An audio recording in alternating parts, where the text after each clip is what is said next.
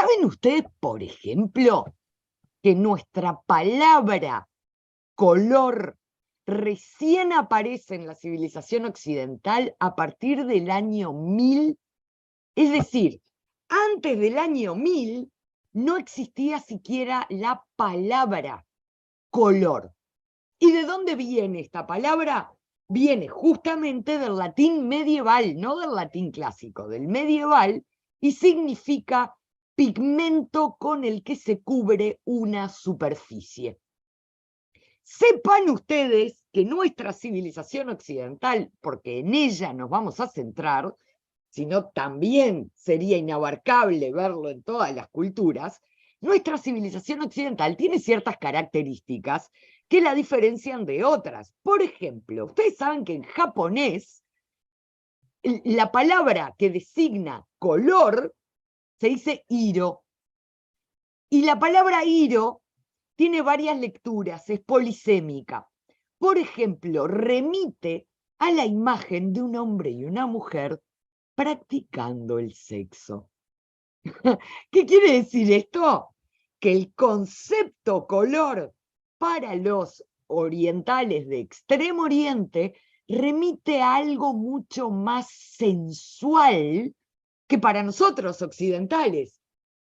Cuando digo sensual, también digo espiritual, ¿no? Algo que tiene que ver con el amor, con la carne, ¿no? Algo mucho más pasional, más espiritual. Nosotros, en cambio, pigmento con el que se cubre una superficie, remite a una idea mucho más materialista, es decir, que tiene que ver con las cosas, con la materia, porque nuestra cosmovisión occidental se construye a partir de la relación que tenemos con las cosas palpables. Esa es una característica de nuestra civilización que no todas las civilizaciones comparten. Y como estoy hablando de nuestra civilización, quiero arrancar por ella. Miren, no voy a dejar que lean esto antes de preguntarles, y pueden usar el chat para contestar. ¿Cuál es su color favorito? ¿Qué color es el color favorito de todos ustedes? De la inmensa mayoría de todos ustedes. Lo pueden contestar en el chat. Sin embargo, yo que tengo la bola de cristal acá en el baño, tengo clarísimo que si yo cuento uno a uno todos los votos, el que gana por goleada es el color azul. ¿Verdad? Sí, mira, te cuento que esta vez estuvo bastante diverso, pero sin duda que la mayoría es el azul. Es el azul. Hay chiquicientas mil investigaciones desde la década del 40, ¿sí?, que se hacen en todo el mundo occidental, ¿no?, desde toda Latinoamérica, Estados Unidos, Europa, en todas partes, ¿sí?, de cuál es el color favorito de la gente, y gana sistemáticamente el azul. Ahora, ustedes podrían decir, a partir de eso, la civilización occidental, entonces, es la civilización que gusta del azul. No, tampoco. ¿Sabían ustedes, por ejemplo, que los griegos clásicos ni siquiera lo nombran? Recuerden ustedes, yo estoy segura que la mayoría de ustedes deben haber leído la Ilíada, en algún momento, aunque sea en el liceo, ¿no? ¿Cómo le llamaban al mar? ¿Cómo describían el color del mar? No sé si se acuerdan aquella definición que decían el ponto avinado, es decir, color vino. ¿Por qué? Porque no existe una palabra siquiera para definir el azul. Tan berreta y de segundo orden era el color azul, tan poco les gustaba, que ni siquiera tenían una palabra para definirlo. Pero usarlo usaban, ¿sí? Pero en general, si ustedes se percatan bien, casi siempre lo usan en pequeños detalles, en detalles sobre todo del fondo, nunca de un personaje principal, jamás lo van a ver con azul, personaje principal no. ¿Saben ustedes? Incluso en el siglo XIX, es muy gracioso, ¿no? Porque en el siglo XIX, cuando se dieron cuenta los estudiosos, los historiadores, antropólogos se dieron cuenta de que los griegos no tenían una palabra para el azul, no lo nombraban, es como si no existiera, empezaron a preguntarse, ¿será que los griegos, como eran tan antiguos, no tenían todavía los ojos bien formados y entonces no veían el color azul? No, claro que eso es una tontería, ¿sí? Ni eran tan antiguos, ¿sí? Y por supuesto que verían el color azul. No es una cuestión neurológica el color. El color es una cuestión de sociedad. Es una cuestión cultural.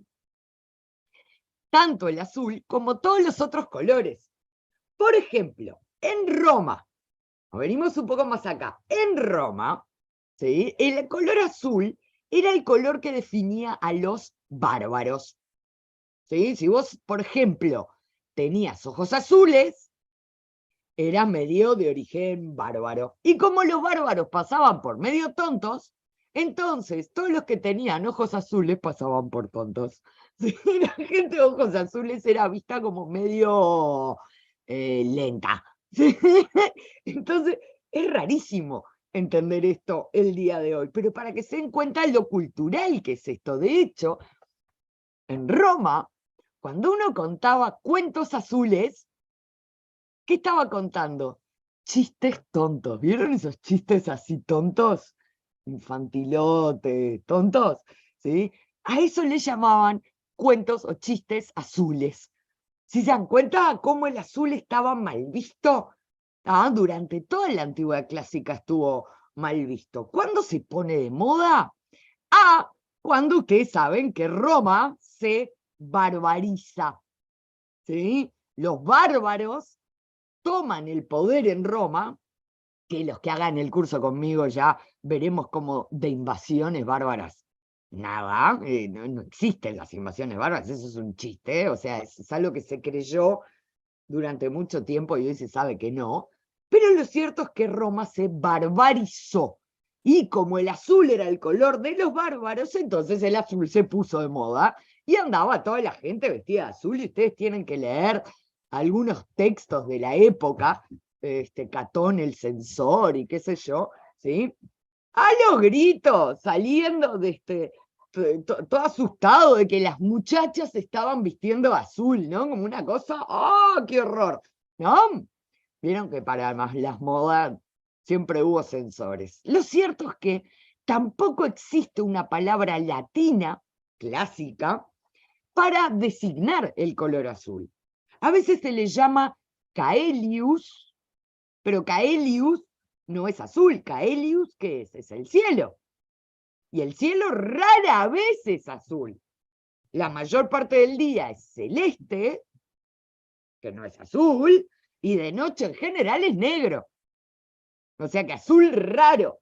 Pero bueno, se le decía más o menos caelius. Ahora, cuando nace la concepción del color y tenemos que empezar a nombrar cada uno de los colores, lo que yo les contaba en el latín medieval, las lenguas modernas, romances en particular, tuvieron que ir a otros lugares a buscar cómo llenar ese vacío, porque ni el griego ni el latín nos proveían de un término que tuviera que ver con el azul. Entonces, ¿a dónde fueron? Bueno, muchas fueron al germánico, blau, y de ahí nace bleu en francés, bleu en inglés, ¿sí?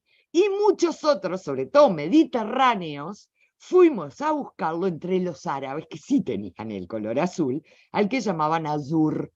¿Sí? El azur da en italiano el azzurro, ¿sí? Y en español el azul.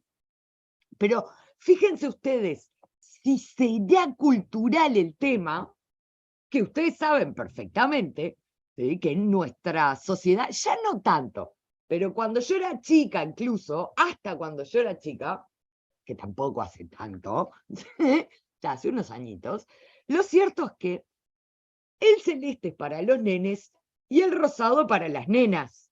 ¿Estamos todos de acuerdo en eso? ¿Sí? El celeste para los nenes, el rosado para las nenas. No.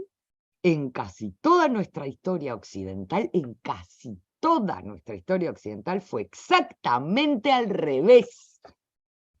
El celeste es para las nenas y el rosado para los nenes. Ahora ustedes se preguntarán, ¿pero por qué?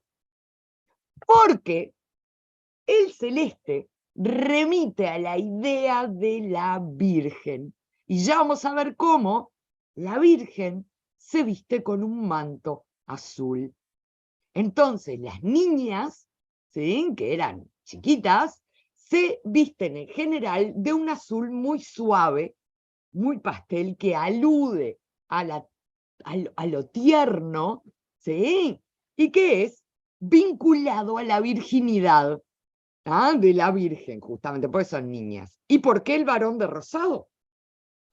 Sencillo, el rojo, que es un color potente, pasional, intenso, tiene que ver, siempre tuvo que ver, con la fuerza masculina. Y entonces los niños van de rosado porque aún no son hombres. Van en proceso de ser hombres, de ser rojo. Entonces son rosados. Esto cuando se da vuelta recién a partir de la Segunda Guerra Mundial, y a ustedes quizás les llame la atención, es una empresa la que pone de moda el rosado para las nenas, empresa que ustedes conocen con el nombre de Barbie.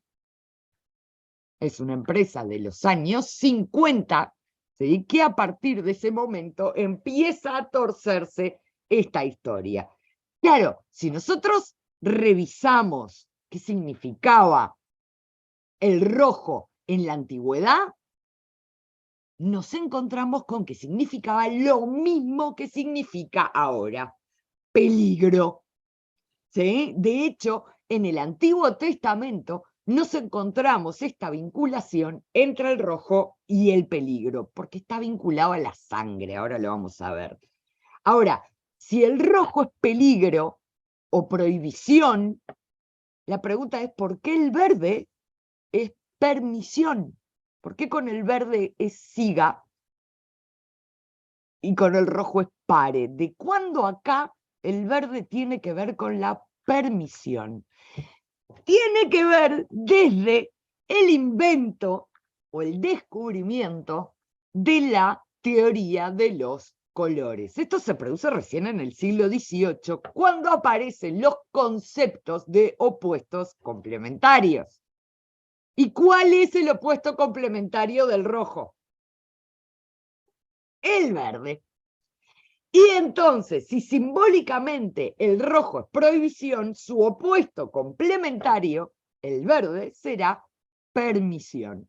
Y a partir de ese momento, entonces, empieza a usarse esta simbología de rojo pare, verde siga, porque es el opuesto complementario y recibe toda la simbología, la simbología opuesta, digamos, ¿no? Pero para centrarnos por algún lado en la historia del color, a mí se me ocurrió que lo más interesante radica en analizar justamente el color en la Edad Media.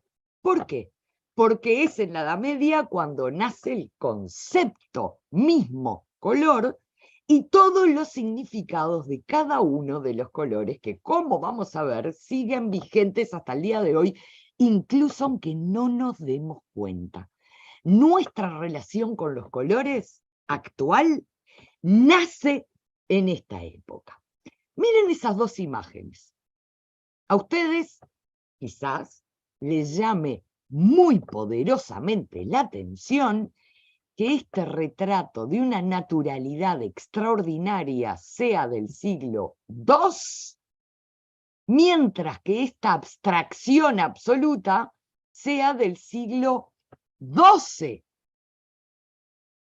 Y ustedes dirán, ups, ¿qué pasó? ¿Aprendimos a dibujar y después nos olvidamos? ¿Qué pasó? Que se pasó del naturalismo extraordinario a los macaquitos románicos. No, nadie se olvidó de pintar naturalmente, nadie se olvidó de dibujar. ¿Qué es lo que pasó? Pasó que en la Edad Media cristiana todo se abstrae. ¿A qué me refiero? A que emerge en nuestra civilización una mentalidad simbólica. ¿Qué significa esta mentalidad simbólica? Que detrás de las cosas aparentes, en realidad hay algo oculto que hay que ir a descubrir. ¿Sí? Las cosas no son lo que parecen o las apariencias engañan. ¿Me explico? Entonces, detrás de, no sé, un teléfono, una cosa, una bolsa, lo que fuere, siempre hay algo más que ir a descubrir. Esta idea, naturalmente, arranca de Platón, ¿sí? En la religión católica es platónica. ¿Por qué? Porque es idealista. ¿En qué sentido? ¿Se acuerdan ustedes Platón, no? Aquello del mito de la caverna y todo esto. ¿Se acuerdan? Para Platón y para todos los católicos, la realidad física, la realidad visible es completamente intrascendente. ¿Qué es lo que importa? La realidad no. La verdad. Algo muy extraño para nosotros, porque si yo le pregunto a ustedes hoy en día, ¿cuál es la diferencia entre decir verdad y decir realidad? Para nosotros son prácticamente sinónimos. Los medievales, que eran gente muy fina, pensadora, tenían tiempo y no había Netflix, ¿no? Entonces se dedicaban a pensar un poco más, eran más finos. Para ellos la realidad era todo aquello tangible, visible, material. La verdad era otra cosa. La verdad no se ve. La verdad es metafísica, es trascendente, es infinita. ¿Se dan cuenta la diferencia? Entonces, ¿qué es lo que pasa en la Edad Media? Que toda la realidad material que nos rodea no importa. La vida es un valle de lágrimas, la idea es que se acabe pronto y nos vayamos al paraíso, ¿verdad? Entonces, ¿en qué consiste esta abstracción de todo? En extraer de la naturaleza visible los elementos mínimos como para transmitir una idea, conceptos, ideas. Y por eso se pierde el naturalismo, porque hasta donde yo tengo conocimiento, árboles de ideas por ahora no hay, ¿no? Yo no puedo arrancar una idea a un árbol, ponerla arriba de una mesa y usar y copiarla, ¿no? Igualita, y entonces voy a tener una idea. ¿No? ¿Verdad que no? Las ideas son cosas que no se ven, ¿no? Y entonces, en la Edad Media, todo se abstrae. Se pasa de imitar lo natural a evocar ideas abstractas. Espero que se haya entendido de esto, porque también el color se abstrae. El color se hace concepto. Recuerden lo que yo les decía de los colores en la era clásica. Incluso los colores, las palabras que designan colores que ya existían, en realidad no eran adjetivos como los usamos hoy en día. Por ejemplo, si yo estoy hablando, si yo, no sé, me tomo una máquina del tiempo y caigo en Atenas clásica y les digo, ¡ay, cómo me gusta el verde! Los griegos me van a quedar así mirando y me van a decir, se van a quedar esperando que yo continúe la frase. Porque me gusta el verde no significa estrictamente nada. Porque verde es un adjetivo. Entonces, ¿te gusta el verde qué? El verde agua, el verde hoja, el verde ojo, ¿qué verde? ¿Sí? Por ejemplo, la palabra cloros, ¿sí? En griego significa follaje verde, no verde en abstracto, porque el verde en abstracto no existe. Entonces, como eran adjetivos y no eran sustantivos, ¿ah? Es recién en la Edad Media que se opera ese cambio. En la Edad Media nace la concepción moderna del color. Por eso el interés en entenderla. Y resulta que desde que existe el concepto, encontramos que en Occidente hay 6 colores de base de nuestra civilización. Cuidado, no son los mismos en todas las civilizaciones. En India, por ejemplo, el rosado es un color de base. En nuestra civilización no. En nuestra civilización, ¿cuáles son los colores de base? Blanco, amarillo, rojo, negro, verde y azul. Esos son los colores básicos de nuestra civilización. Y entonces yo quiero empezar a profundizar en cada uno de ellos a partir o dentro de unos instantes. Lo cierto es que cuando uno piensa en términos de color, uno piensa básicamente en lo que ve, ¿sí? No en lo que sabe, sino en lo que se ve. Pero resulta que en la Edad Media, con lo que se ve, como yo les vengo diciendo esto de las abstracciones, con lo que se ve no alcanza. Miren esta magnífica obra de Fra Angelico, La Anunciación. ¿Cuántos azules ven? No digo tonos de azules, digo azules diferentes. ¿Cuántos azules diferentes ven? A ver, mírenla bien. A ver, ¿tenemos alguna respuesta en el chat? ¿Cuántos azules ven? 1, 2, 3, alguien vio 5, 5, Wow. dice alguien más 4, 3, Bueno, a ver, miremos en 8. detalle. Cierto, tengo un azul acá, ¿verdad? Acá en el cielo, que es el mismo azul que este. Si lo ven, es un azul bien poco saturado.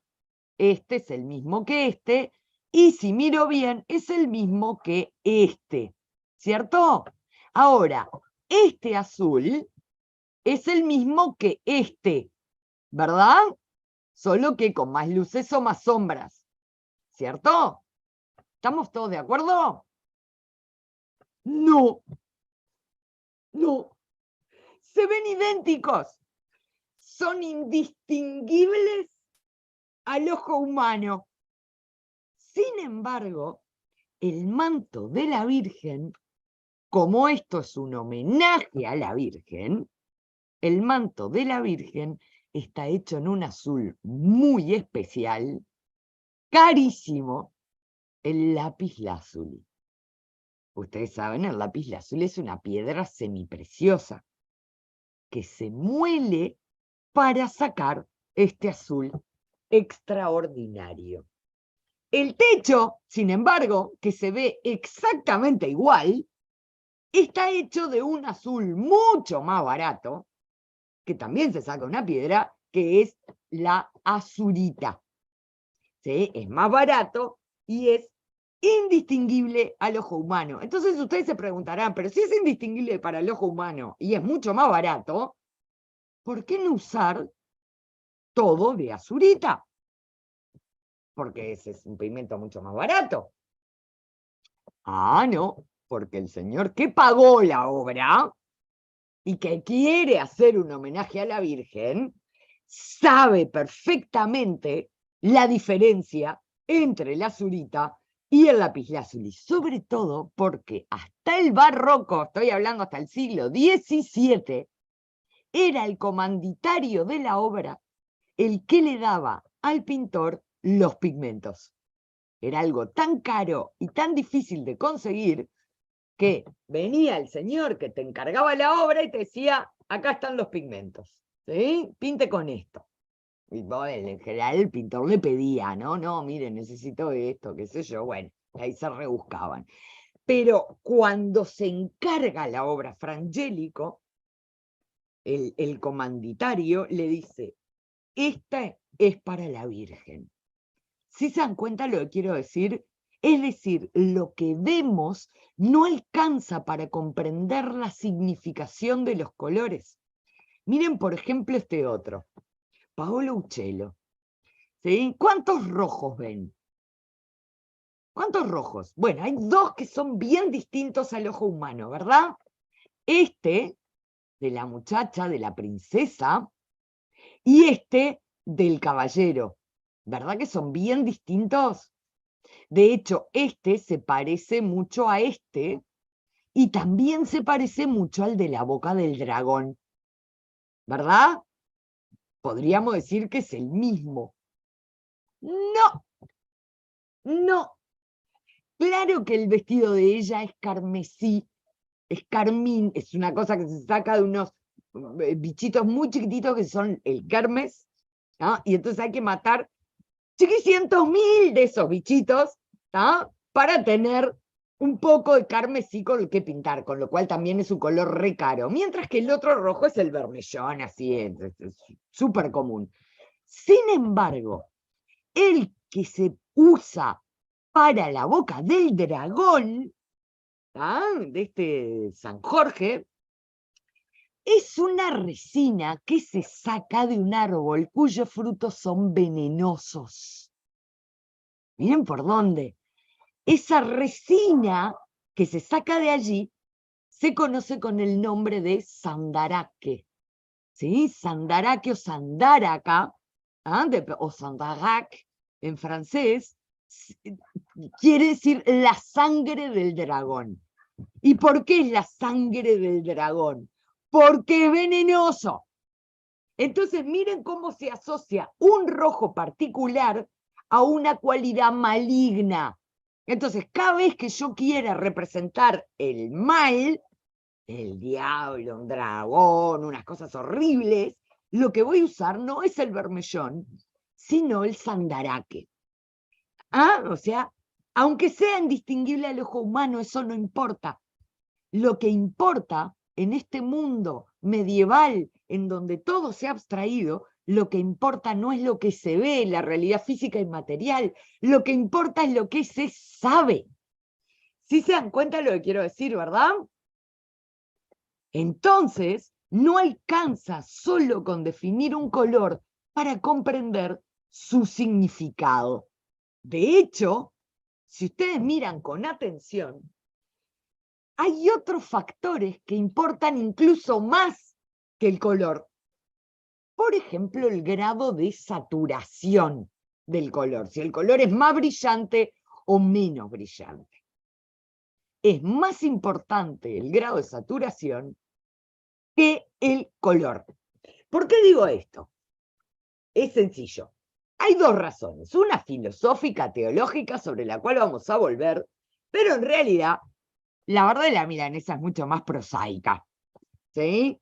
Se precisa muchísima más cantidad de materia colorante para hacer un color saturado en una tela y muchísimo menos para hacer un color ahí medio raído.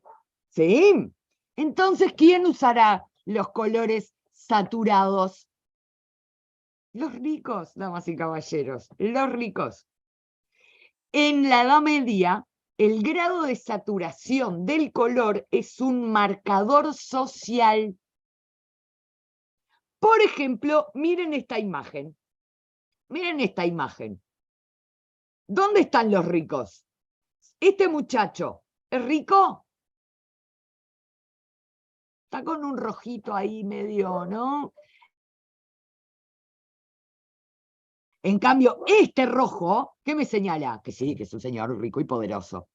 Entonces, ¿qué quiere decir esto? Que hay más relación, son más parecidos entre sí. Este azul, este rojo y este verde tienen más contacto entre sí, participan de la misma realidad que este rojo con este rojo, o con este o con este. ¿Sí se dan cuenta lo que quiero decir? Entonces, miren esta otra imagen, ¿no? Aquí hay alguien que viene a comprar y hay alguien que viene a vender. A partir del grado de saturación del color, ¿quién será el que tiene toda la plata para venir a comprar? ¿El señor o la señora? El señor, naturalmente, este señor, miren el grado de saturación de este rojo, ya me está diciendo que este señor es el comprador y la señora vende. Si se dan cuenta de lo que quiero decir, ¿no? O sea, la escala de valores para medir la importancia de un color tiene mucho más que ver con el grado de saturación del color que con el tinte en sí. Después vamos a ver también cómo en realidad esto se le busca una vuelta, para no decir nosotros que somos los ricos, ¿sí? Y podemos pagarnos el lujo de usar colores saturados, porque queda feo, ¿sí? Es un pecado capital, es soberbia. Entonces, queda mal, hay que buscarle una vuelta. ¿Y cuál es la vuelta? La vuelta es que ya para los góticos, no tanto los románicos, pero sí para los góticos, ¿sí? La luz lo es todo. Se inventa la teología de la luz. ¿Y qué significa esto de la teología de la luz? Que hay dos clases de luz. Vieron que para nosotros hay una sola luz y chau, no hay vuelta, ¿no? Bueno, para los medievales está la lux, con X, la lux, que es la luz divina, y está la lumen, que la lumen es esta luz berreta que usamos nosotros para vernos entre nosotros, ¿sí? Para ver las cosas. Eso es la lumen, eso, berreta. La lux es lo que importa, es la luz divina. Y esa lux divina que viene del sol, ¿no? Y de la trascendencia, los colores saturados la reflejan mucho más. De allí su grado de saturación, ¿no? Están más impactados de color y reflejan más la luz. Esa luminosidad, ¿sí? Esa lumen, esa lux es de origen divino. Entonces, llevar colores saturados implica estar más cerca de Dios, más bañado, ¿sí? Por los colores, por el mundo divino. ¿Sí? ¿Se dan cuenta cómo, una cuestión que empieza por la plata, ¿sí? Termina encontrándose una vuelta religiosa para legitimarla? De allí que la escala de valores para medir, ¿sí? La calidad de una obra en la Edad Media es, primero, el material, recuerden, azurita o lapislázuli. Segundo, la intensidad del color, el grado de saturación. Tercero, el colorido, es decir, qué color es. Y recién al final, lo que ellos llaman la ópera, es decir, el dibujo, la creación, la forma de componer ese color. Ahora bien, todo el mundo ubica esta imagen, ¿cierto? ¿Sí? No estoy viendo caritas de ustedes. A ver si puedo, me muevo así y veo más gente. A ver, ahí veo más gente.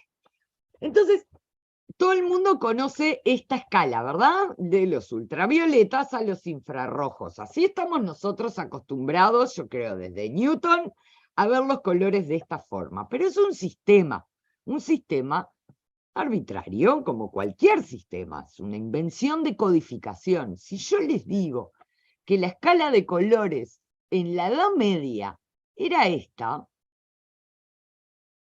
y que no había verde en la escala de colores, por eso el verde es un color subsidiario que puede entrar medio en cualquier lado, ustedes se dirán, pero esto parece no tener ni pie ni cabeza. De hecho, la codificación aristotélica de los colores, que es la que siguió existiendo hasta Newton, es esta que ustedes ven aquí. Se mete el verde arbitral en cualquier lado, ¿no? Más o menos, porque ¿qué hace el verde al lado del rojo? Ahora bien, si yo les dije recién que para los góticos la importancia, para los medievales la importancia era la lux, ¿dónde se expresa la lux? ¿Dónde hay colores que sean de origen divino? ¿Dónde los habrá? En el cielo. Obviamente. Dios está en el cielo y con sus colores tiñe, ¿sí? Transmite el color al mundo. Entonces, miren ustedes la escala de color, cómo empieza sí a tener sentido. Porque si ustedes ven en una escala de cielo cualquiera, blanco, amarillo, naranjita pálido, rojito, violeta y el fondo azul. ¿Hay verde? En el cielo, ¿hay verde? Ah, eso explica que no esté en la escala de colores el verde. Claro que lo usan, pero en la escala de colores no está, por lo tanto se le puede meter un poco en cualquier lado.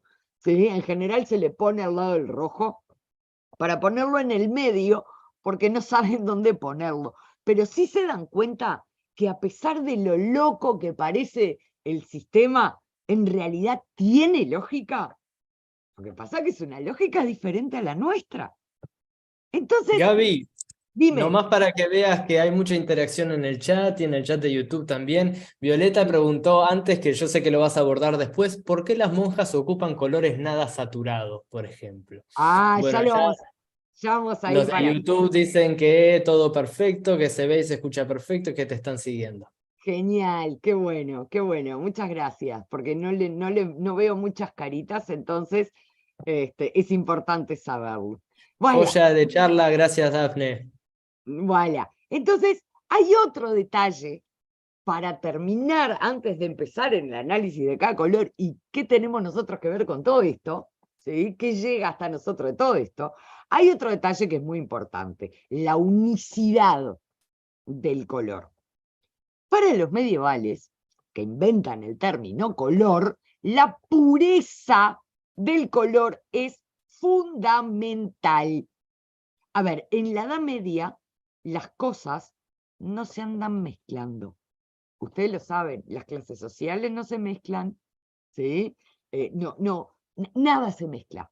De hecho, parte de esta idea del Antiguo Testamento, aunque decía que mezclar era malo porque quitaba pureza a las cosas. Entonces las cosas no se andan mezclando, y mucho menos los colores. ¿Sí? El único color que se permite una mezcla, porque si no, no se puede lograr, y queda feo, es lo que llamamos la encarnación, o sea, el color piel. Que ahí, bueno, puedes mezclar un rosadito con un amarillito, con un tierrita, un blanco, te lo permiten, ¿sí? Para que no quede todos los cucuruchos blancos, ¿no? Entonces, es el único que está permitido. Por supuesto que todos los medievales saben que mezclar azul y amarillo da verde, pero jamás van a usar una mezcla semejante para poner en una obra plástica. ¿Por qué? Porque si alguien se llega a dar cuenta que eso es una mezcla, la obra automáticamente pasa a valer 0. No se la vendés a nadie. ¿Por qué? Porque es impura, porque es berreta, porque es de mala calidad. Los únicos colores que se mezclaban era gente de muy mala calidad. Entonces se tiende a buscar una materia colorante verde mucho mejor que andar mezclando, porque envilece y abarata la obra. Entonces, conseguir los materiales colorantes tiene algo de mágico. Tenía que ver con los alquimistas, con el gremio farmacéutico. De hecho, esto fue así hasta el siglo XVIII, XIX incluso, en algunos países, ¿sí? Los colores se compraban en la farmacia. De hecho, es recién a partir del siglo XVII en adelante, en un lento proceso, que los colores empiezan a industrializar y se independizan de estos alquimistas que iban, anda a saber a qué lugares para conseguir qué colores más extraños.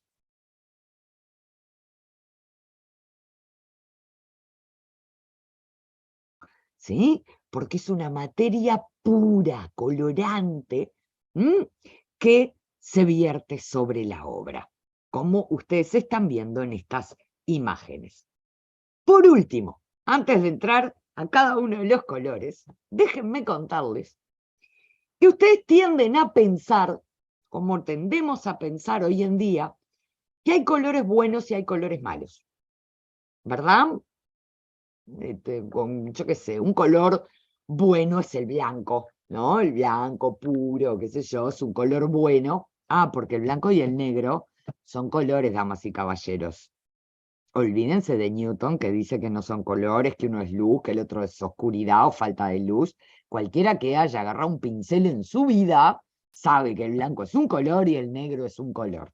Es decir, son materias colorantes, ¿no?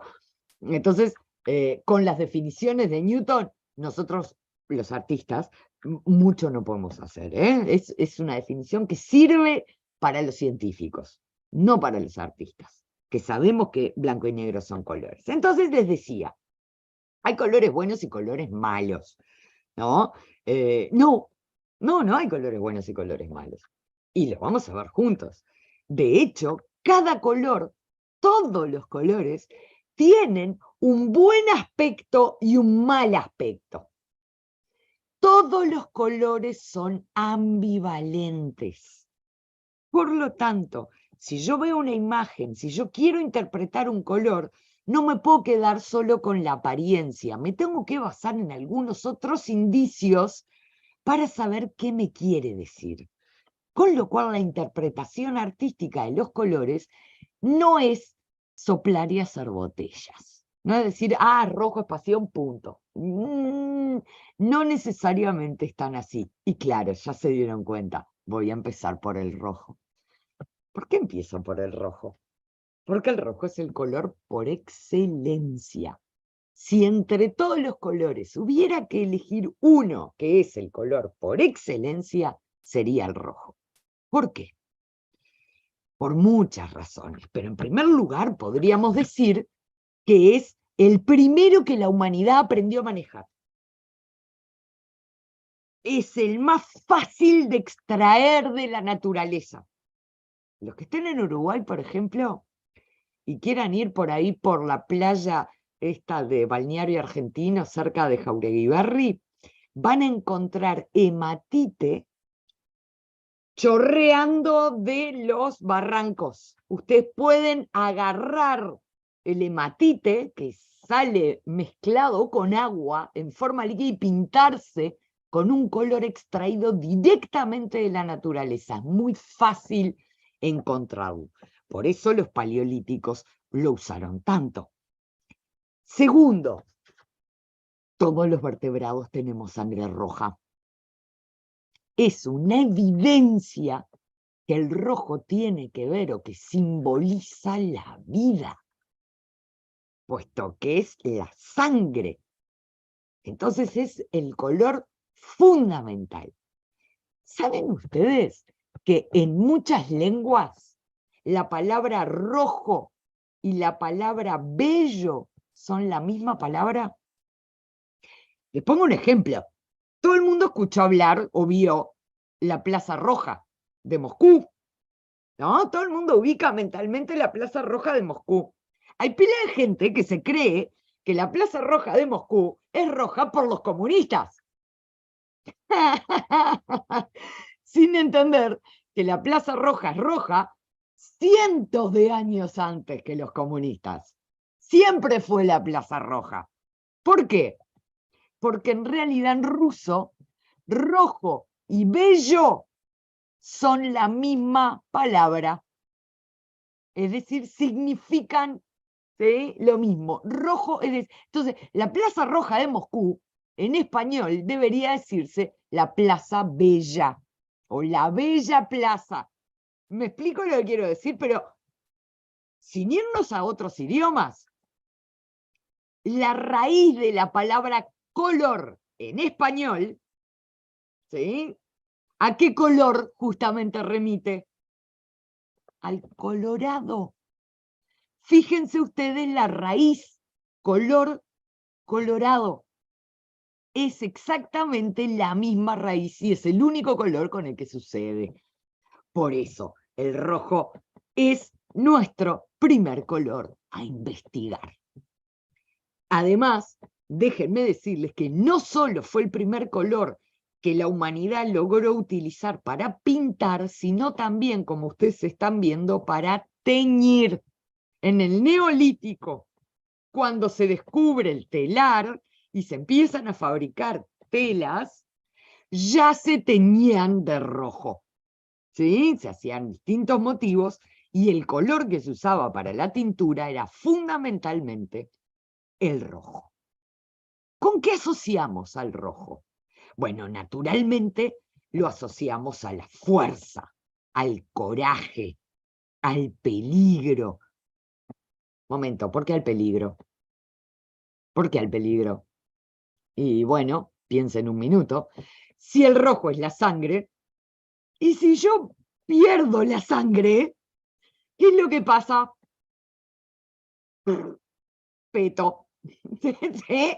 Entonces, ¿por qué el rojo es peligro? Porque está asociado al riesgo de perder la sangre, es decir, de morirse.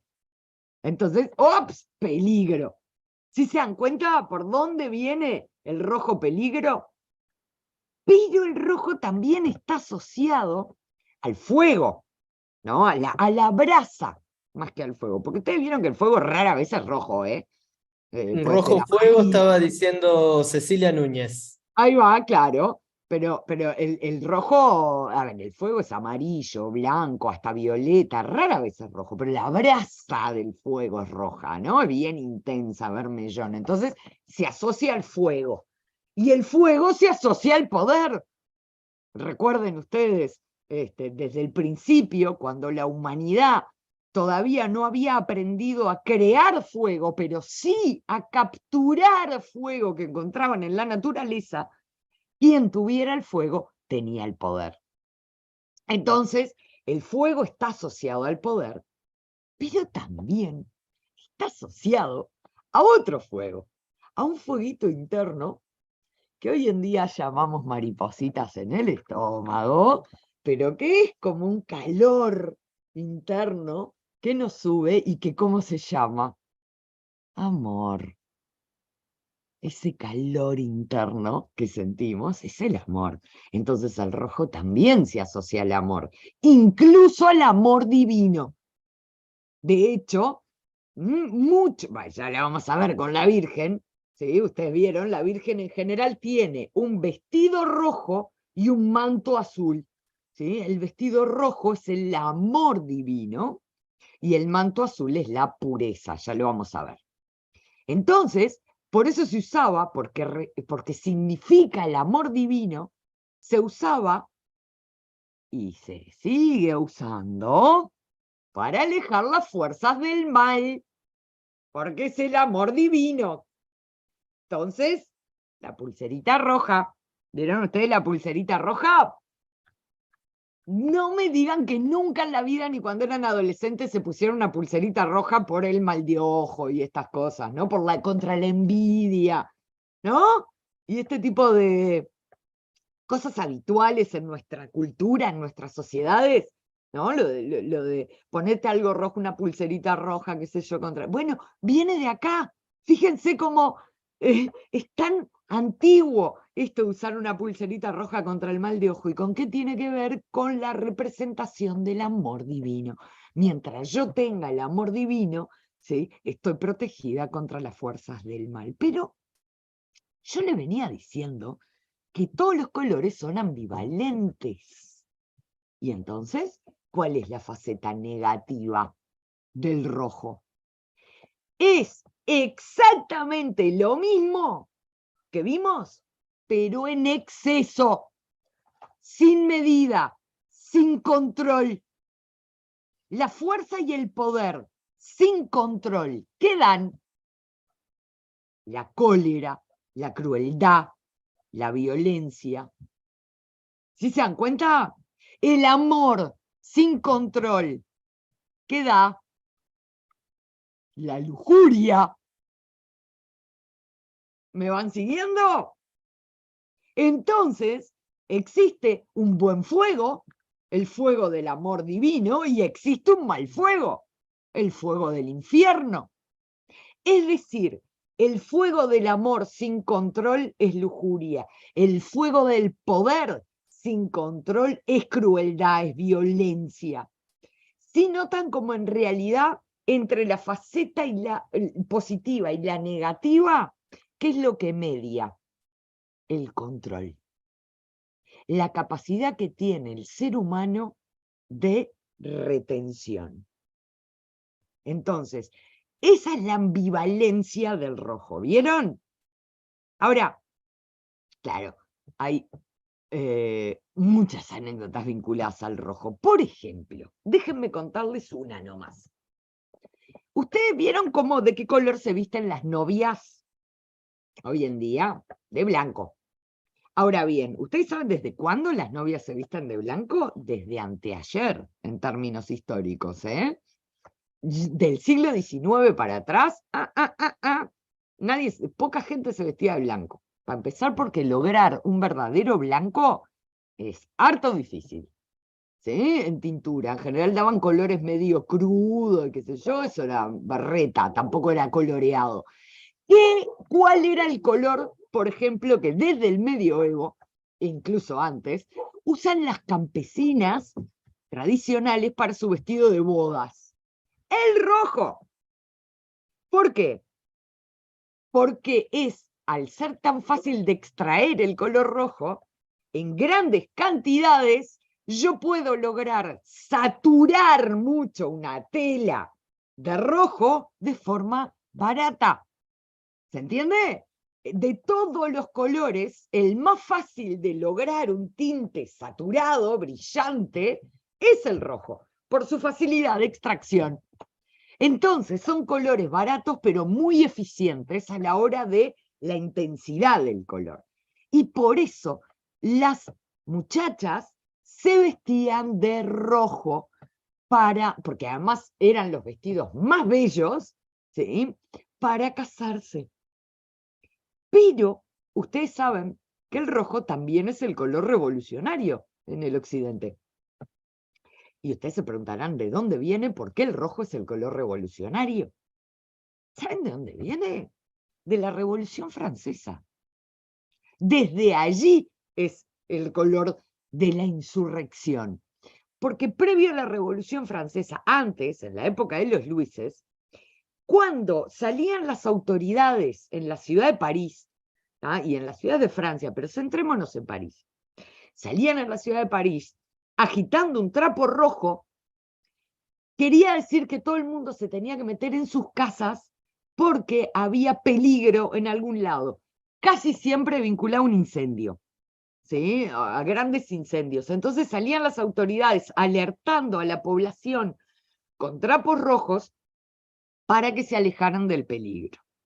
Ahora, claro, llegó el 14 de julio de 1789 y insurrección, bueno, lo que ustedes ya saben. ¿Y qué es lo que hicieron las autoridades? Salieron con trapos rojos a ver si engañaban a la gente de que había un peligro y que la gente se retire de las calles. No obstante, la gente no se retiró de las calles.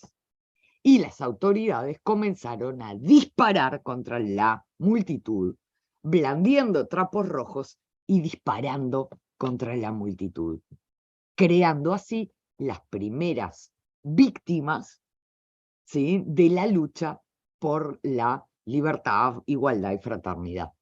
Entonces, a partir de ese momento, el rojo tiene una significación insurreccional.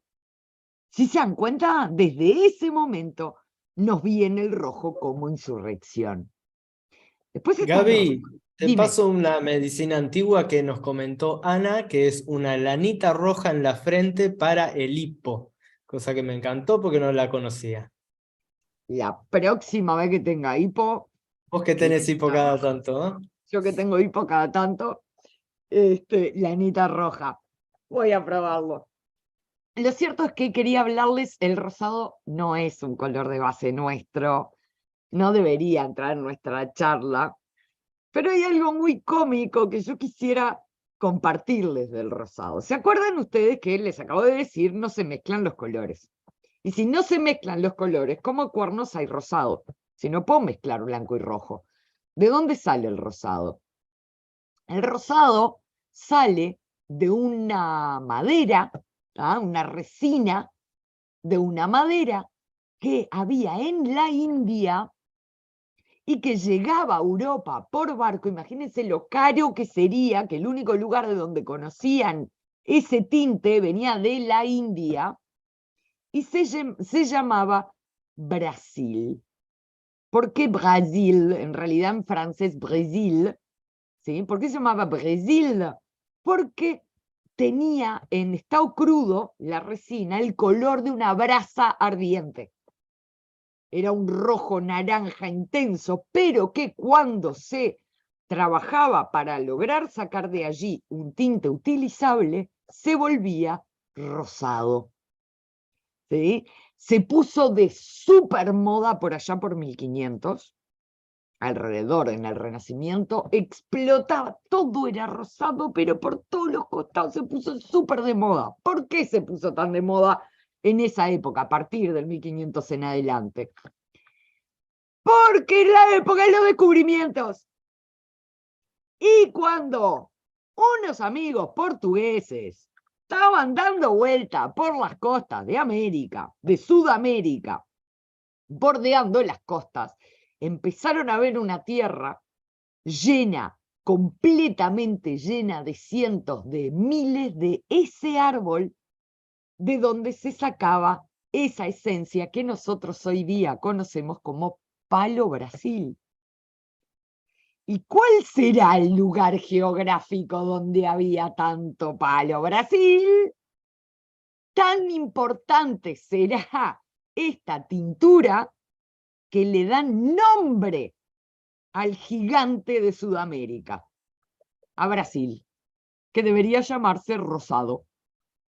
Lo que pasa que siendo tan grande llamarle rosado es como medio, no sé, medio raro, ¿no?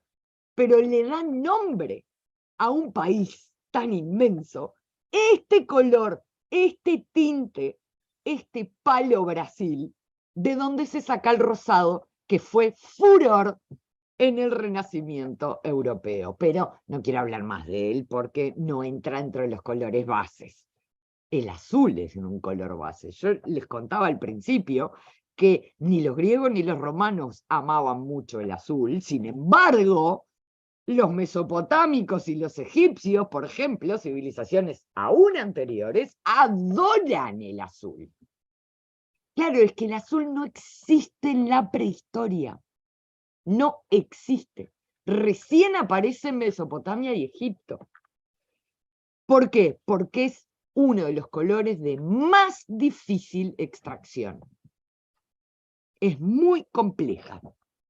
Entonces, el mundo clásico ya está, no les gusta, punto, pero ustedes conocen lo que es Babilonia, por ejemplo, la puerta de Ishtar, ¿no? Y todos los muros de Babilonia eran azules.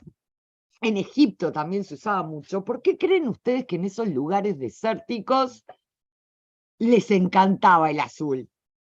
Porque ¿a qué remite el azul? A la idea de frescura.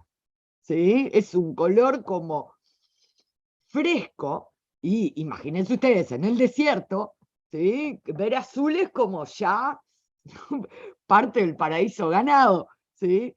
Es el color del agua, etc. Ahora bien, en realidad, lo que más importa a nuestra civilización del azul no es como lo usaban en Mesopotamia o en Egipto, es a partir de la Edad Media. Porque como yo les decía, en la Edad Media, ¿sí? Sobre todo en el románico, empieza a aparecer la conceptualización de los colores, pero es en el gótico cuando la cosa explota. Y si ustedes tuvieron la fortuna de entrar alguna vez a una catedral gótica, por ejemplo, díganme cuáles son los colores predominantes en las vidrieras góticas. El azul es el absoluto dominador general de las vidrieras góticas. Tiene que ver con lo que yo les contaba de la lux. Cuando yo miro al cielo, ¿no? en la hora de mayor radiación solar, es decir, en la hora en donde Dios más nos baña con sus rayos. ¿De qué color es el cielo? Azul. Y entonces, ¿cuál es el color primario que se empieza a vincular con el color divino? O bien el dorado, que se vincula con el sol, o bien el azul. Por eso las catedrales góticas no están llenas de vidrios transparentes. No se trata de que se llenen de vidrio para que podamos ver adentro, para que haya claridad. No, es una razón teológica. A ver, la catedral, la iglesia, es concebida como la casa de Dios. ¿Y cómo puede ser que si Dios es luz, no pueda entrar en su casa? Es una contradicción. Dios tiene que poder entrar en su casa y Dios entra a través de la luz. ¿Sí se dan cuenta? ¿Y de qué color principalmente? Azul. Entonces, noten ustedes cómo esta teología de la luz tiene todo que ver con la lux y no con la lumen. No son vidrios transparentes para ver. De hecho, hay catedrales góticas cuyas vidrieras oscurecen tanto porque son tan saturados de color que en realidad no son claras adentro, son más bien oscuras. Vayan y vean cualquier iglesia gótica, es más bien oscurota. ¿Por qué? Porque el rayo de luz que tiene que entrar no puede ser lumen, no puede ser transparente. Tiene que estar cargado de color, porque tiene que ser lux.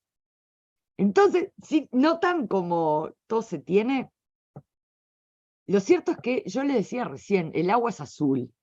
Sí, el agua es azul ahora, para nosotros. Porque si ustedes revisan cualquier mapa antiguo, medieval, el agua era verde. ¿Saben cuándo cambió esto del agua verde a azul? Con las expediciones. Cuando tuvieron que empezar a hacer mapas de lo que iban encontrando en las expediciones, no lograban distinguir lo que era agua de lo que era selva, por ejemplo. Y entonces dijeron, bueno, si la selva es más verde que el agua, entonces vamos a usar el verde para la selva y al mar, al agua, le ponemos azul. Hoy estamos tan acostumbrados a ver el agua y asociar el agua al azul que ya nos resulta inconcebible, ¿sí?, vincularlo al verde. Sin embargo, era efectivamente así. Ahora bien, cuando nace la conceptualización del color azul, tiene su faceta positiva y su faceta negativa. Entonces, en la faceta positiva, ¿qué implica el color azul? Empieza a implicar sabiduría, prudencia, paz, incluso fidelidad. Ahora, también tiene una faceta negativa. En su faceta negativa, el azul implica la idea de aflicción, tristeza, dolor, incluso a veces locura y suicidio. De hecho, ¿cómo se llama aquella música tradicional de los negros norteamericanos que eran en realidad una especie de llanto colectivo, ¿sí?, de dolor al principio? ¿Cómo se llama? Blues. De hecho, en inglés hasta el día de hoy se sigue utilizando la expresión feeling blue, sentirse azul, para decir me siento triste. ¿Se dan cuenta? Tristón, apagado. ¿Ven cómo todo tiene su faceta positiva y negativa? Entonces,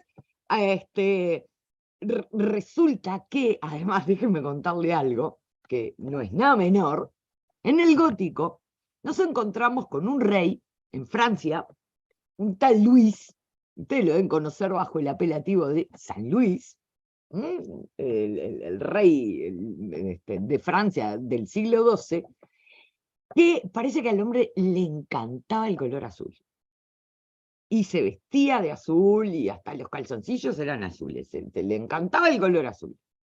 Ahora, un rey, sobre todo en una época tan simbólica como la Edad Media, no puede andar eligiendo sus colores así porque sí, porque le gusta. No, los colores de los cuales viste un rey, sobre todo los colores de aparato de un rey, ¿no? De las celebraciones públicas, etcétera, son simbólicos. Y entonces hubo que encontrarle una vuelta a ver qué podía simbolizar el azul, porque al hombre no quería vestirse otro color que no fuera azul. ¿Se dan cuenta? Entonces, a partir de que lo usa el rey de Francia y que era alguien muy piadoso, muy fiel, muy prudente y muy sabio, es que se empieza a asociar la sabiduría, la prudencia, la paz al azul. ¿Sí se dan cuenta por dónde viene? Y por eso mismo, el manto de la Virgen empieza en esta época a pintarse de azul, que implica todas estas nociones abstractas, ¿no? Fidelidad, paz, prudencia, sabiduría. ¿Sí? Entonces, estos dos son terribles agentes de promoción del azul. Primero porque la corte francesa era top, ¿no? Y todo el mundo, cuando yo era chica, mi abuela me decía, culo veo, culo quiero.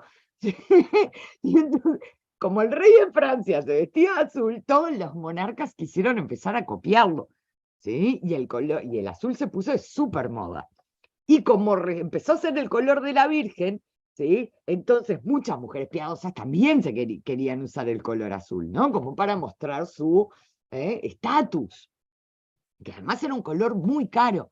Diga que, afortunadamente, al final del gótico empiezan a aparecer unos colorantes vegetales azules mucho más baratos y entonces permiten que el occidente empiece a teñirse de azul hasta llegar a ser nuestro color favorito.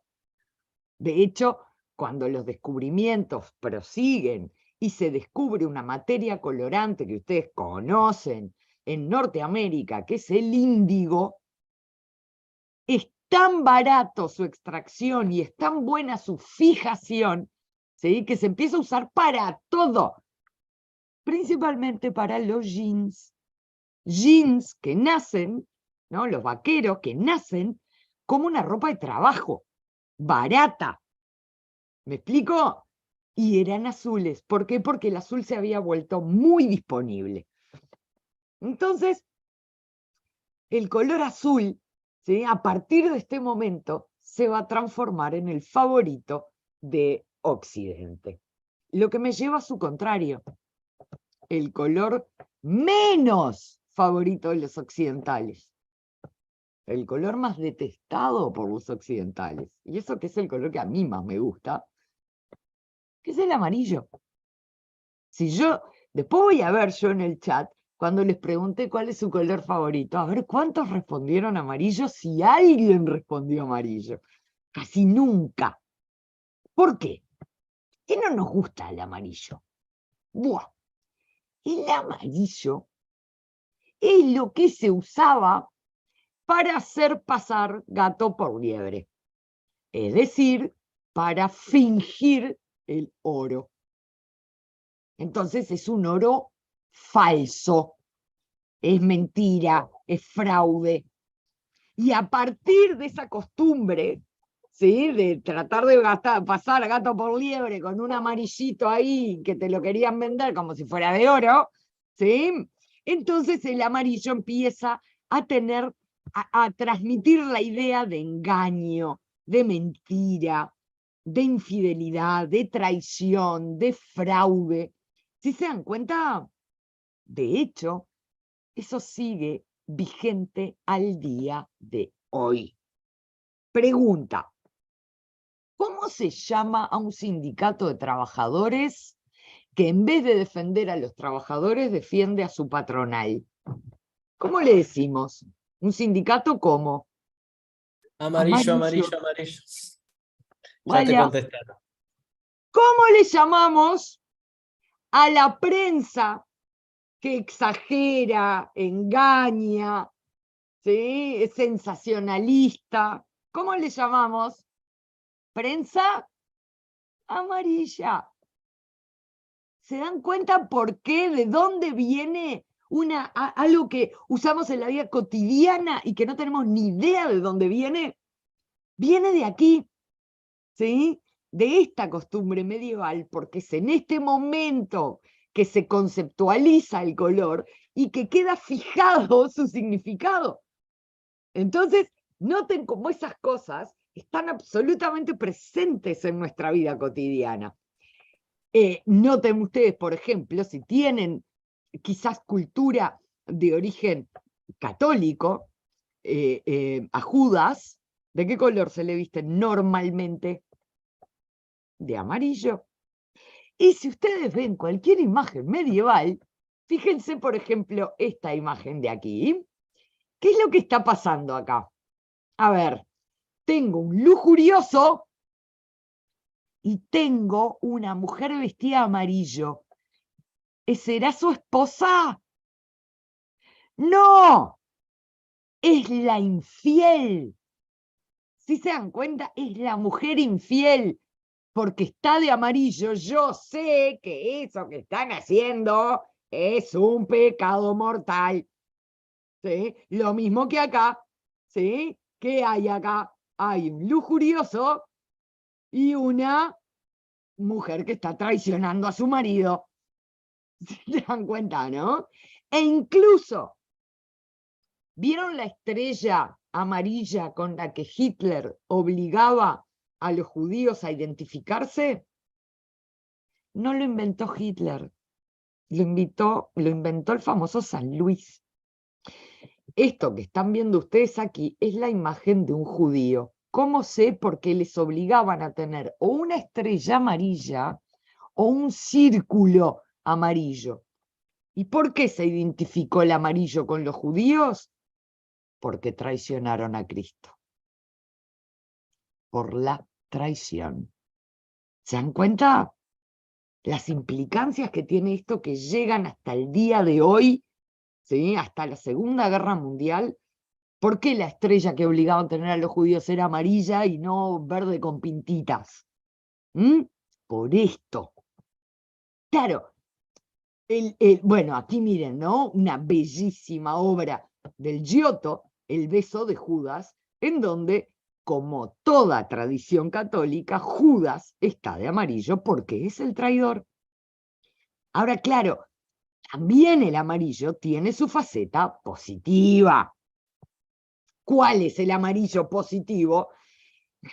Muy pocos, pero hay un amarillo que parece oro y que sale tan caro como el oro. O sea que no miente ese amarillo. ¿Saben cuál es? El azafrán. El azafrán, que hasta el día de hoy sigue siendo carísimo, porque cualquiera sabe que cuando vamos a comprar azafrán no lo compramos por kilo, ¿sí? ¿Cómo se compra el azafrán? En un potecito así chiquititito, de un gramito, ¿sí? Que tiñe de amarillo, ¿vale? Y que tiene su aroma y qué sé yo, pero fíjense lo caro que sigue siendo hasta el día de hoy, que el verdadero azafrán, incluso un gramo, es caro. Ahora lo que pasa es que nos venden gato por liebre, ahora sí que nos venden gato por liebre, ¿no? Estos saborizantes y qué sé yo, que parecen azafrán, pero que no son azafrán. El azafrán de verdad sigue siendo carísimo. Ahora, imagínense, si nos cuesta tan caro un gramito de azafrán, imagínense la cantidad de azafrán que se necesita para teñir esta saya de San Fernando, por ejemplo, que la pueden encontrar en el Museo de Burgos, ¿no? Es una ropa de 1200, ¿sí? Miren el color que tiene hasta el día de hoy, ¿sí? Tiene, yo qué sé, 800 años. No ha perdido un ápice de su brillo, de su intensidad, porque está teñida en azafrán. El azafrán, al ser carísimo, luminoso, saturado, y estable, ¿sí?, es tan importante como el oro, y por eso es una faceta positiva. Ahora, si uno piensa en amarillo bueno, entonces piensa en qué. Money, show me the money. O pienso en oro o pienso en azafrán.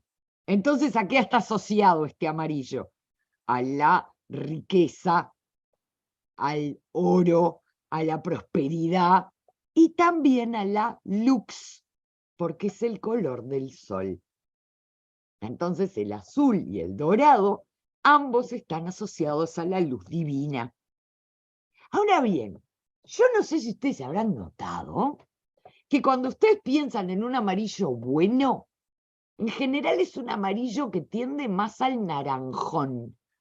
Y cuando piensan en un amarillo malo, es como un amarillo medio verdoso, ¿no? Como un limón, una cosa así medio podrido, ¿sí? Es un amarillo que tiende al verde. ¿Por qué?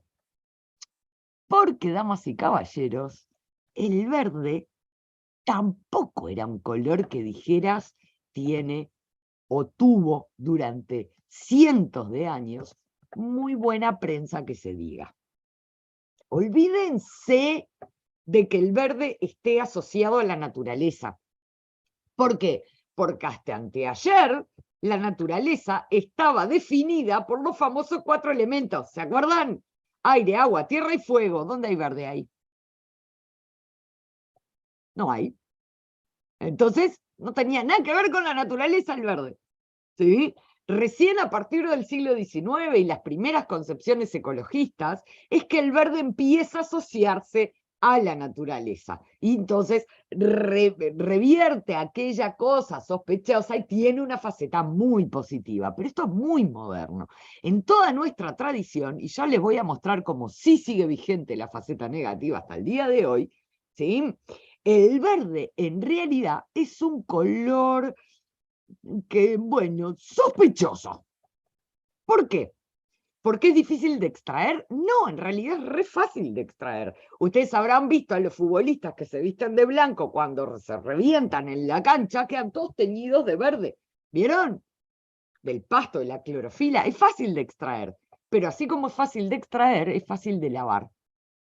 Es decir, es un color que tiene enorme dificultad para ser fijado, tanto en la pintura como en la tintura. De hecho, el único verde que realmente se podía más o menos fijar, el más común, se hacía a base de cobre. El cobre era orinado, ¿no? Se orina el cobre, se deja secar y aparece un polvo verdoso, ¿sí?, que se desprende del cobre, ¿tá?, que es un verde precioso, que se puede utilizar, ¿sí?, se saca ese polvillo, se mezcla con aglutinantes y se pinta, pero es recontra inestable y sobre todo corrosivo. Vos pintabas con ese verde y a los 20 días toda la hoja se te había teñido de ese verde. Y lo peor, con el tiempo, ese verde se volvía primero azulado, luego grisáceo. Ustedes lo deben haber visto en algún documento antiguo, ¿no? Es todo grisáceo y termina por desaparecer. Claro, igual había un verde posta, divino, divino, que era tan caro como el lapislázuli porque se sacaba de otra piedra semipreciosa que era la malaquita, que ustedes conocen, ¿no? Entonces se agarraba malaquita, ese sí era carísimo, muy brillante, pero también se volvía muy inestable. También la malaquita con el tiempo se volvía azulado, negruzco, ¿sí? De hecho, en el siglo XIX hubo una anécdota en Inglaterra que se volvió a poner de moda vestirse de verde y había también, no sé con qué era, con qué producto ultra venenoso hacían ese verde, que todas las damas de sociedad que lo usaban palmaron todas por andar luciendo ese verde, ¿no? Bueno, lo cierto es que debido a esta inestabilidad química del verde, ¿a con qué se le asocia? y con la inconstancia, porque es inconstante, con el desorden, porque nunca se sabe qué esperar de él, porque vos pintás una raya verde y andás a ver después cómo se mantiene y qué es lo que hace con los colores que están al lado. Y por ese desorden se le asocia con la locura. Lo desorden, lo inconstante, lo voluble, lo cambiante, lo inesperado, lo sospechoso. ¿Tá? Es inquietante porque justamente no se sabe qué esperar de él. De hecho, mírenlo, el diablo muchísimas veces era verde. Llega a nuestros días esta idea, ahora que están tan de moda, ¿sí? ¿De qué color son los extraterrestres? ¿De qué color son los marcianos? Díganme, enanitos verdes, ¿cierto? ¿Acaso los marcianos no eran verdes? Históricamente son verdes. Nos imaginamos a los marcianos verdes. ¿Por qué los imaginamos verdes? Porque no sabemos qué esperar de ellos. Porque es incierto. Porque nos dan como... Me explico cómo todo esto llega hasta nuestra propia civilización. Ahora que están de moda los avistamientos, ¿vieron que hay avistamientos de ovnis por todos lados ahora?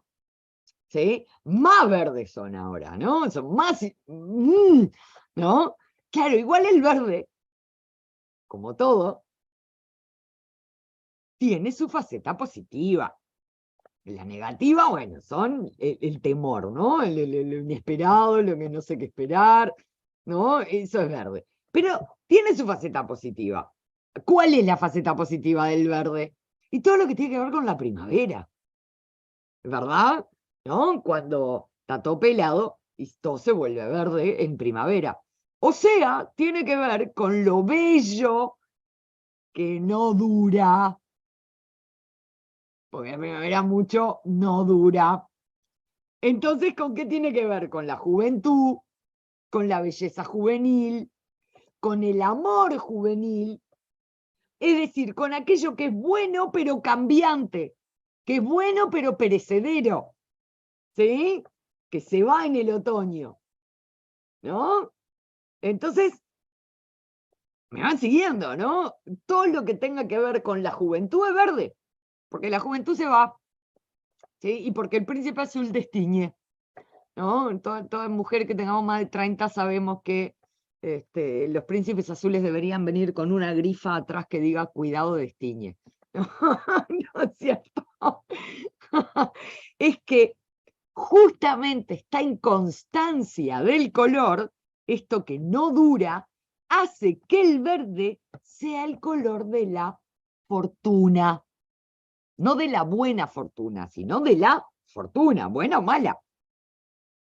De hecho, las mesas de juego, de póker, ruleta, qué sé yo, de juego, ¿de qué color son normalmente?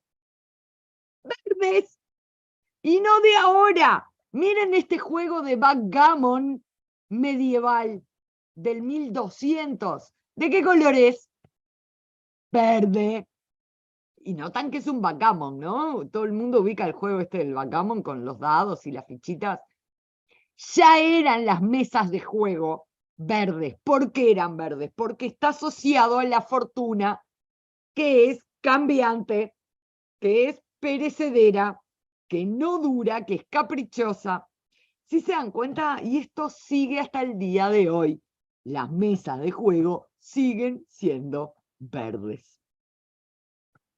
Vale, quiero pasar al otro color de base, nos quedan dos. Fundamental en nuestra civilización, que es el negro.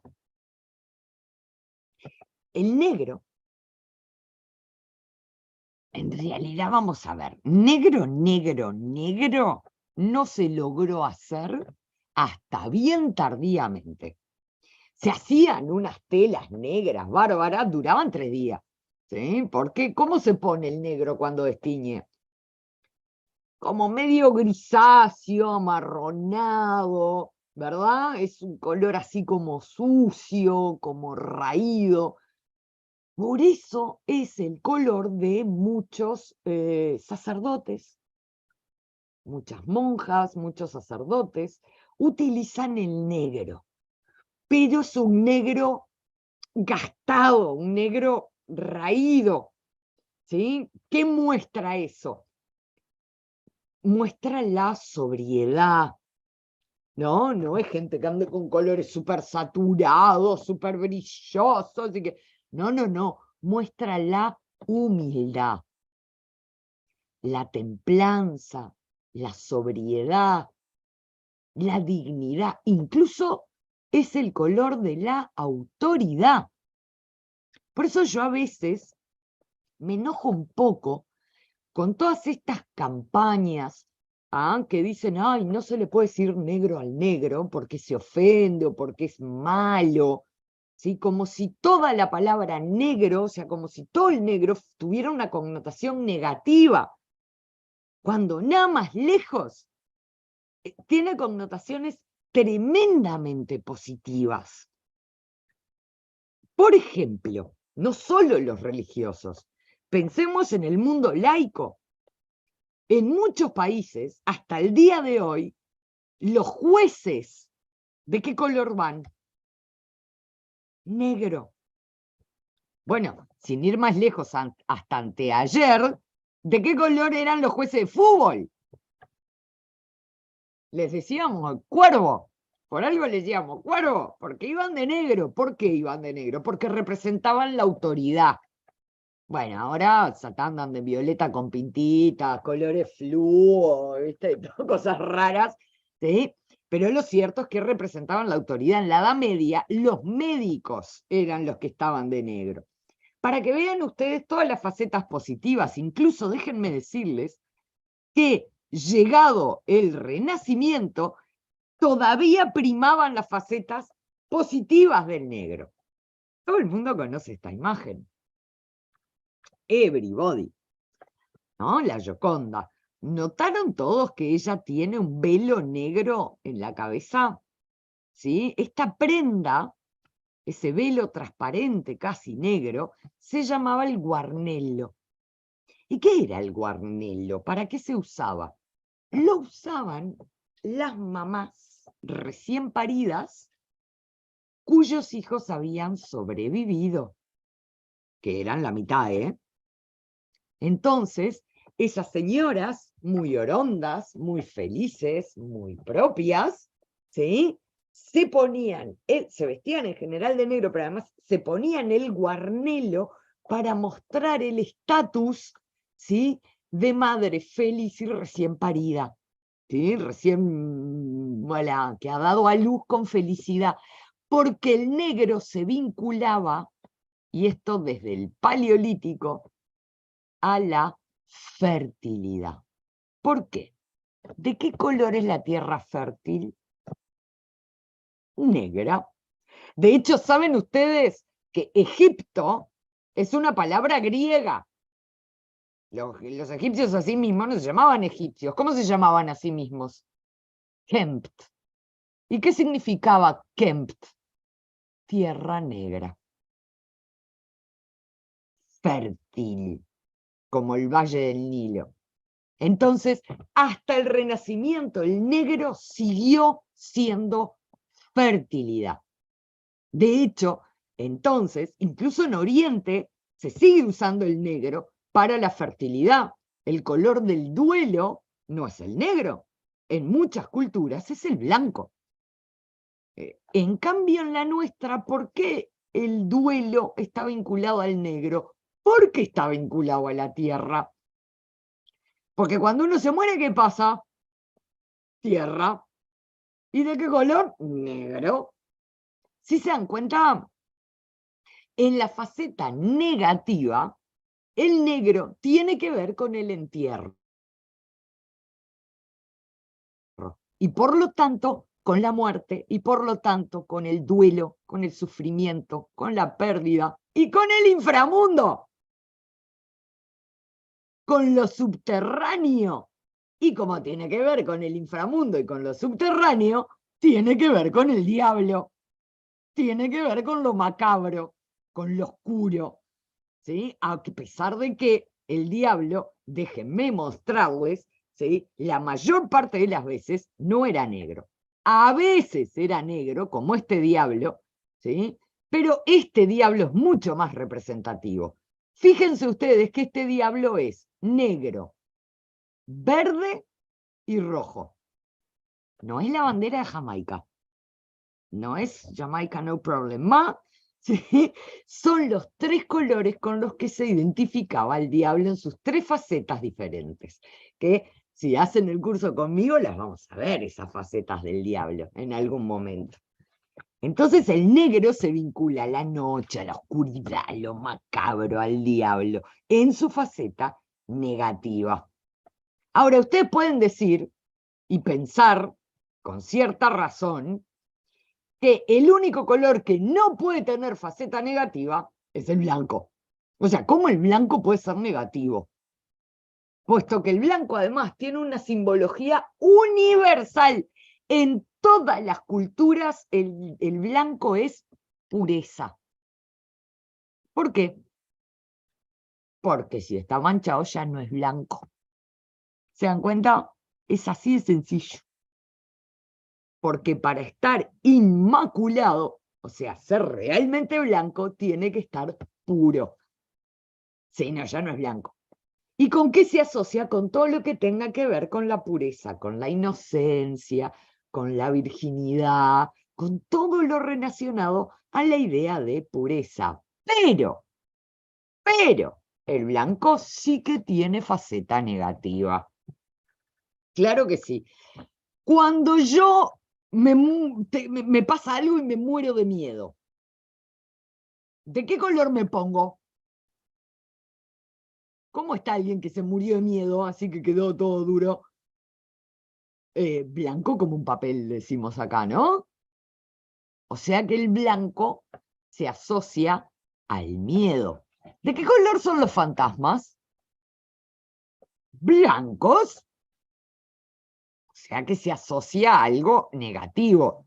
Pero no solo eso, el blanco en general se asocia a la ausencia, al silencio. Por ejemplo, si yo pongo un cheque en blanco, ¿qué es lo que no tiene ese cheque? Destinatario. ¿Se dan cuenta? Es un cheque vacío, en blanco. ¿Cómo está una página cuando aún no tiene nada, cuando es puro vacío? ¿Cómo está la página? En blanco, aunque la página con la que estén escribiendo sea rosado, sea un post-it de colores, sigue estando en blanco. ¿Cómo tengo la mente cuando no tengo nada dentro? En blanco. ¿Por qué en blanco? Porque el blanco es ausencia, el blanco es vacío. ¿Vieron que tiene su faceta negativa? Pasa que ya cuando perseguimos más adelante en el Renacimiento, blanco y negro empiezan a mezclarse con todos los colores, se abandona un poco la rigidez esta de la pureza y se empiezan a mezclar todos los colores, y blanco y negro comienzan a ser entonadores, ¿no? Comienzan a usarse como entonación y entonces empiezan a mezclarse y todo.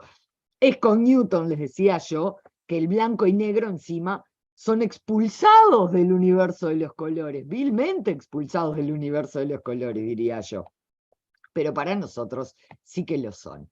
Lo cierto es que, como yo les contaba, y ya me acerco al final, lo cierto es que los ricos, en la Edad Media, podían pagar carísimos pigmentos saturados. Recuerden que yo les contaba, era un marcador social.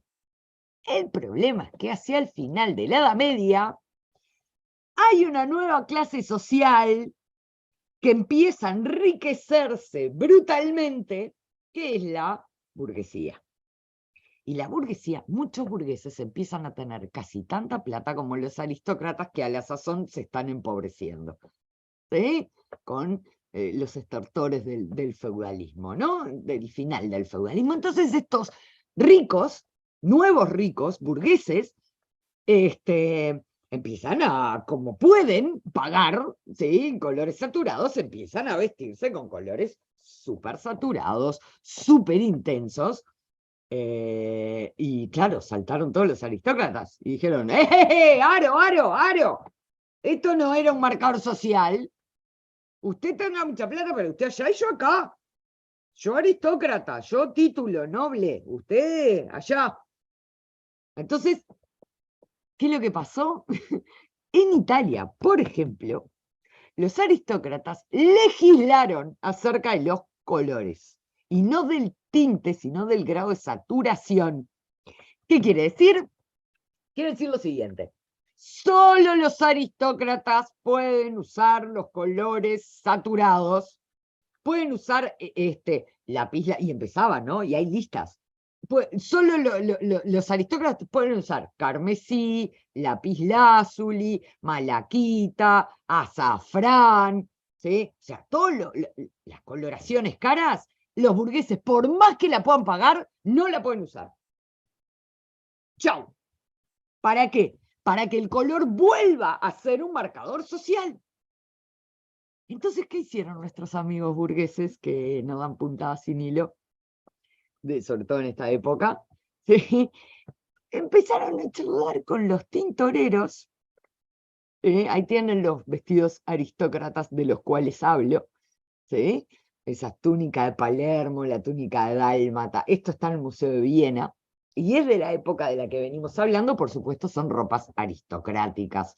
Basta ver el grado de saturación para darse cuenta, además del material que tiene toda la pinta de ser seda, ¿no? Entonces anda sacando.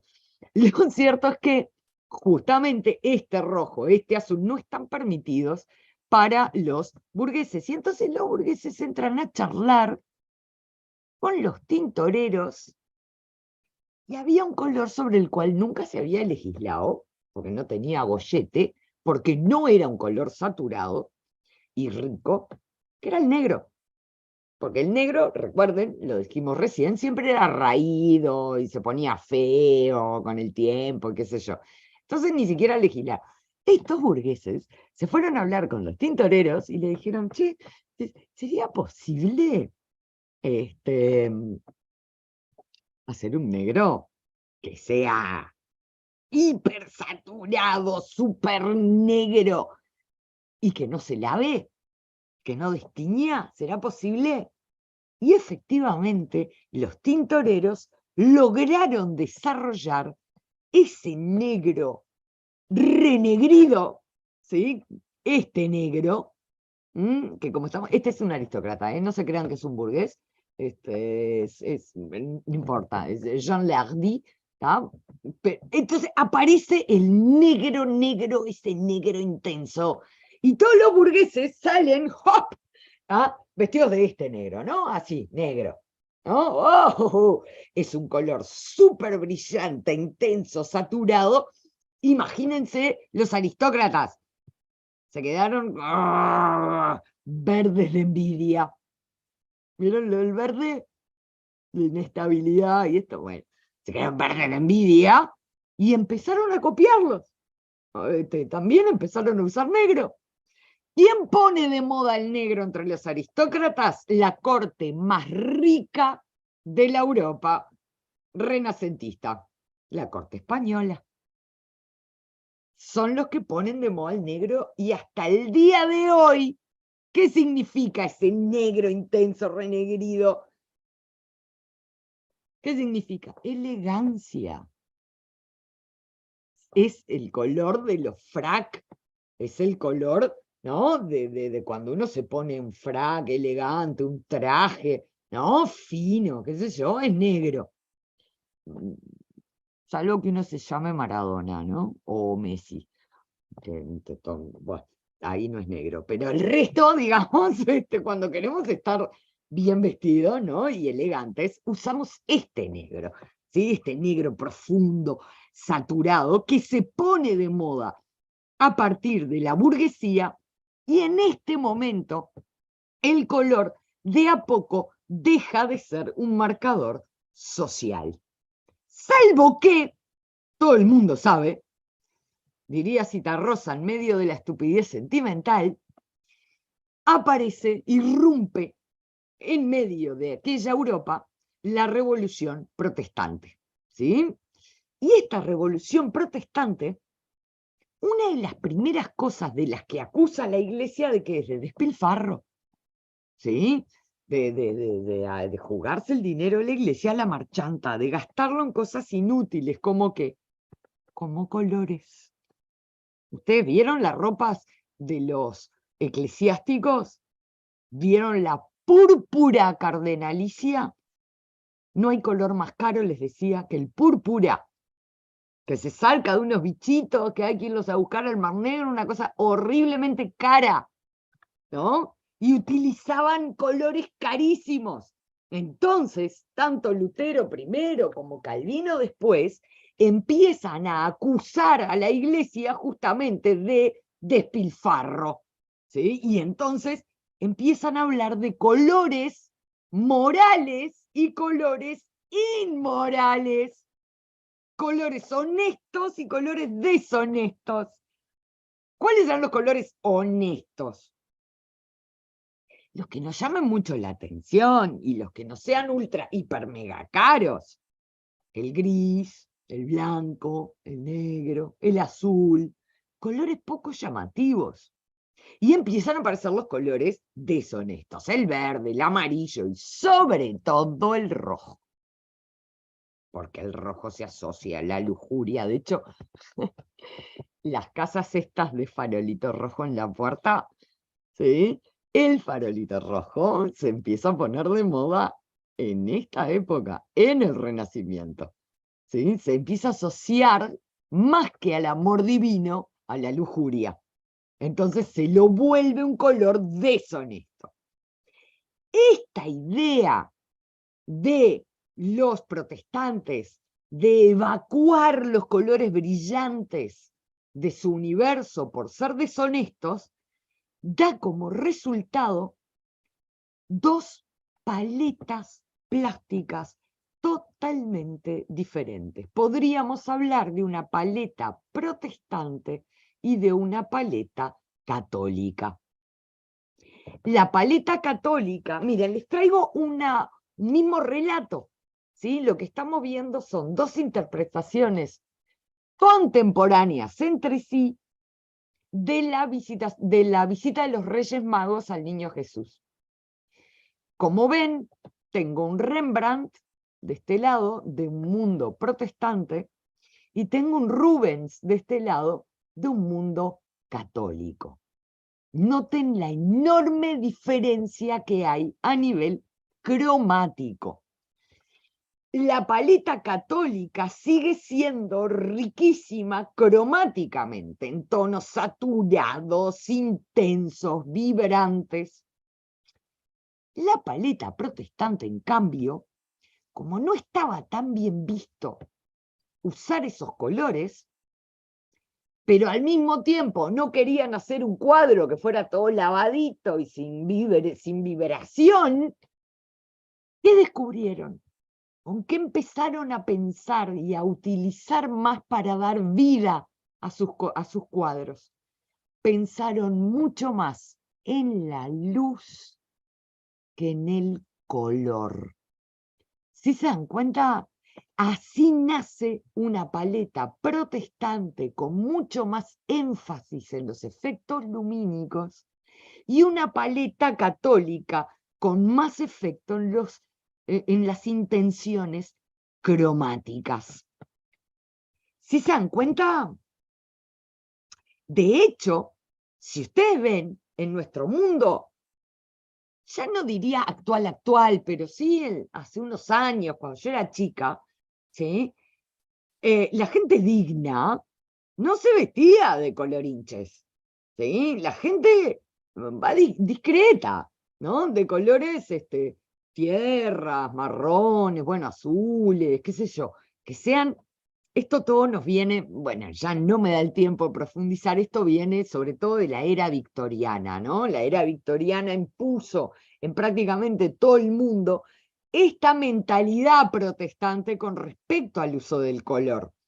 Entonces, la gente de dinero, por ejemplo, de mucho dinero, los ricos, no andan con colores fluo, ¿sí? ¿Con qué andan? Con colores arena, tierras, piedra. Si se dan cuenta lo que quiero decir, discreta. ¿Quiénes andan con colores a todo trapo, así neones y fluos y todo eso? Los pobres. No sé si se dan cuenta. La gente humilde sí se viste con colores chillones, saturados, intensos. Es una hipótesis simplemente lo que les tiro como para terminar, pero una hipótesis en la que habría que trabajar y profundizar. Yo tiendo a creer que el color está volviendo a ser un marcador social. Creo que el color, sobre todo el que llevamos puesto, ¿sí? El color con que nos vestimos, vuelve a ser un marcador social, puesto que vos ves a los ricos con colores muy discretos y a los pobres con colores súper chillones. Y a mí me da la sensación de que ese impacto visual que quieren generar a través del uso del color, por supuesto de forma inconsciente, e inconsciente colectivo, tiene que ver con una forma de existir, de llamar la atención, de mostrarse y de decir, está bien, yo soy pobre, estoy abajo, pero yo existo, damas y caballeros, existo, véanme. ¿Sí se dan cuenta lo que quiero decir? A todo esto nos puede llevar la historia del color, que es una disciplina dentro de la historia del arte muy reciente y que tiene aplicaciones, como ustedes ven, no solo en la historia del arte, sino en la sociología, en la psicología y en casi toda nuestra vida cotidiana. Espero que les haya gustado esta charla y por aquí la voy dejando para no seguir extendiendo. Si ustedes quieren profundizar, yo les recomiendo de todo corazón leer Breve Historia de los Colores de Michel Pastoureau y Dominique Simonet.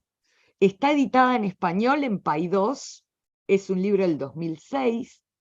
Y luego, si quieren profundizar aún más, estos mismos autores han producido una serie que se llama Historia de un color y que es un libro por cada color.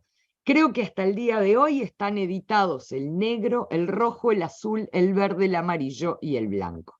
¿Sí? Es una edición dirigida por Michel Pastoureau. Y con esto me despido de ustedes, no sin antes ofrecerles la posibilidad de que tiren preguntas, ideas, análisis. Este tiempo que nos queda es el de ustedes. Muchísimas gracias.